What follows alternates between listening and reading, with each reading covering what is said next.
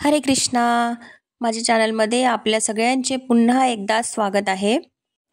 आजचा व्हिडिओ मी खास त्यांच्यासाठी घेऊन आले आहे ज्यांनी 2025मध्ये चहा सोडण्याचा उत्तम निर्णय घेतलाय.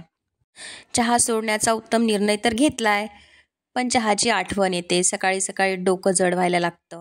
तर आजची रेसिपी म्हणजे चहाची रिप्लेसमेंट. चला तर मग सुरुवात करूया.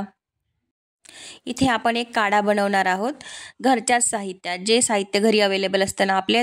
तर इथे मी घेतलाय एका भांड्यामध्ये 1 कप पाणी, अद्रक किसून घेतलाय, थोडासा चवीनुसार गूळ घातलाय आणि ही ओली हळद जी आत्ता बाजारामध्ये आली आहे, छान फ्रेश हळद आहे, ती हळद घाला आणि 1 विलायची घाला.